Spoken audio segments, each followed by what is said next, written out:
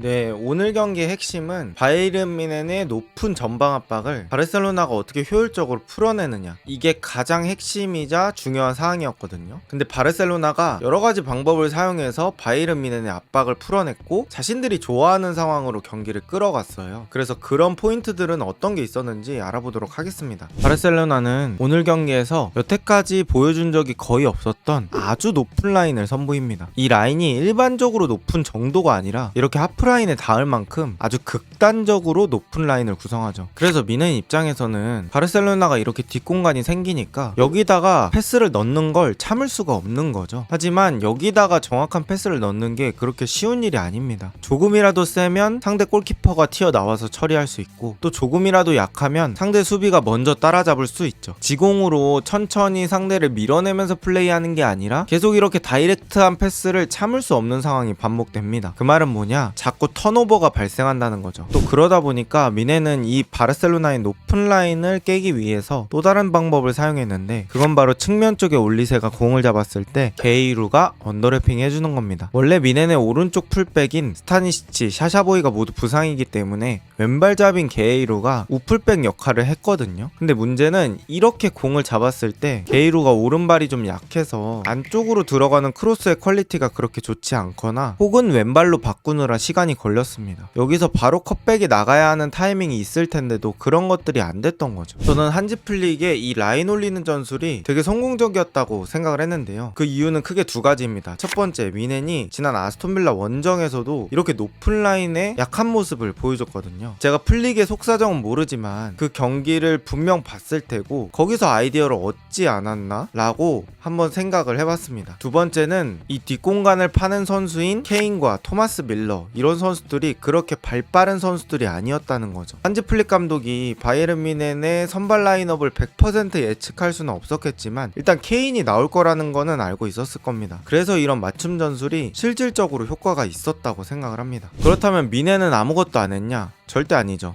뮌헨 역시 원래 잘하던 전방 압박을 사용을 했는데요. 뮌헨 전방 압박의 특성은 공을 가진 선수 주변에 공을 받을 수 있는 선수에게 대부분 1대1 맨마킹을 맞춰놓는 겁니다. 그리고 위쪽에서 뺏을 수 있으면 뺏고, 그렇지 않아도 상대방에게 롱킥을 유도하는 거죠. 그리고 그 튀어나온 롱킥을 뒤에서 쓸어담는 건 김민재가 맡았습니다. 그런데 바이에른 뮌헨이 분데스리가에서 만났던 팀과 바르셀로나는 수준이 달랐습니다. 일단 첫 번째, 이렇게 전방에서 압박해서 누르는 게 잘 안 됐죠. 왜냐? 바르셀로나 선수들의 개인 능력이 좋았기 때문에 여기서 쉽게 빠져나오는 장면들이 많았습니다. 두 번째는 레반도프스키라는 존재인데요. 뒤쪽에서 공을 돌리다 보면 어쩔 수 없이 스트라이커 머리를 보고 한 번에 가운데 쪽으로 찌를 때가 있습니다. 여기서 김민재가 레반도프스키의 맨투맨을 맡았거든요. 근데 김민재가 대부분 성공적인 수비를 보여줬음에도 불구하고 레반도프스키가 또 짬이 있기 때문에 어려운 공을 쉽게 터치하면서 뒤쪽 선수에게 돌려내고 공격 흐름을 계속 이어가는 장면들도 꽤나 많았습니다. 그러다 보니까 바르셀로나가 준비해온 높은 라인은 통하고 바이에른 뮌헨이 준비해온 전방 압박은 안 통하는 이런 상황이 반복되었죠. 그럼 당연히 승부의 추는 바르셀로나 쪽으로 향할 수밖에 없습니다. 실제 경기에서 유의미한 장면을 좀 가져와 봤는데요. 이렇게 뮌헨은 1대1로 붙이면서 전방 압박을 수행하는데 바르셀로나 선수들의 개인 능력이 너무 좋아서 전방 압박이 쉽게 빠져나가고 쿠바르시가 좋은 빌드업 능력으로 가운데 쪽 페르민 로페스에게 전달, 그리고 페르민 로페스가 여기서 라민 야말에게 공을 줍니다. 하지만 라민 야말이 이 공을 흘려버립니다. 자, 지금 봐도 바이에른 뮌헨 수비는 4명, 바르셀로나 선수들은 2명인데 이렇게 2대4 싸움에서 이겨버리니까 방법이 없는 거죠. 그리고 카사도가 공을 잡은 순간에 김민재는 레반도프스키를 볼 수밖에 없습니다. 왜냐면 콤파니 감독이 김민재에게 레반도프스키 맨투맨을 맡겼으니까요. 그렇게 되면서 자연스레 가운데 공간이 벌어지고 거기로 페르민 로페스가 뛰어가면서 카사도의 공을 받아줍니다. 이런 식의 양상이 경기 내내 반복이 됐다는 거예요. 바이에른 뮌헨의 전방 압박이 바르셀로나 선수들의 개인 능력과 여러 가지들을 통해서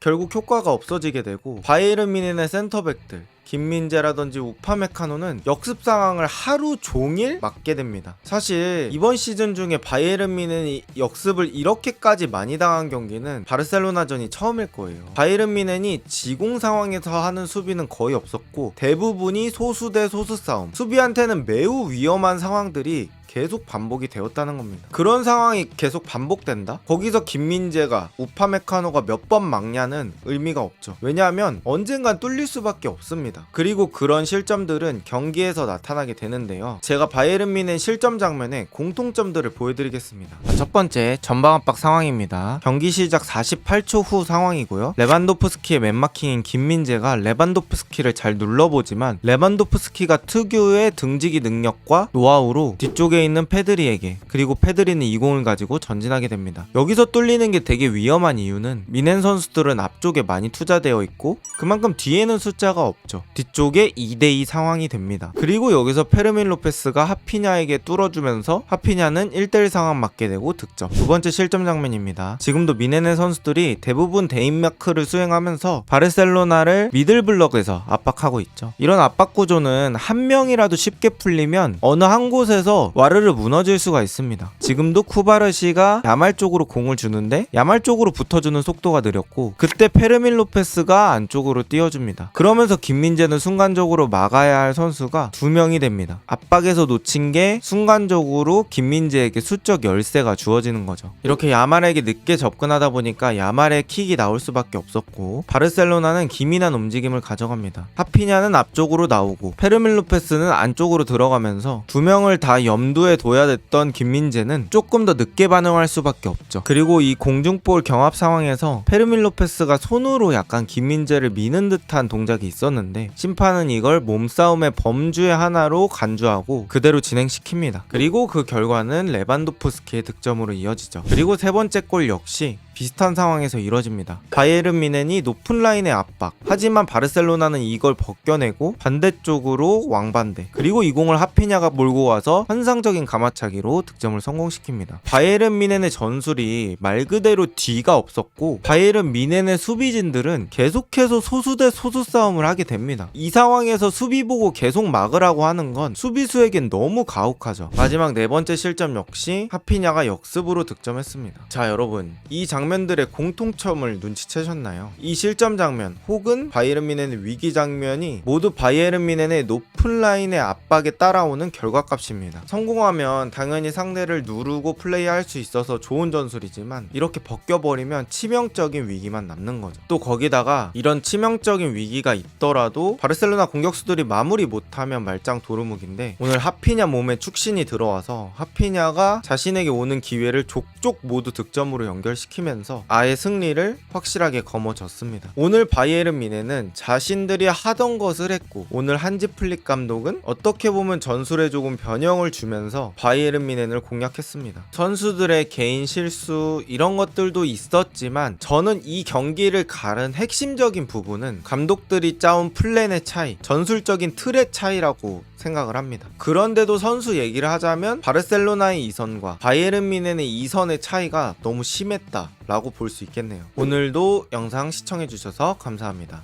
좋은 하루 되세요.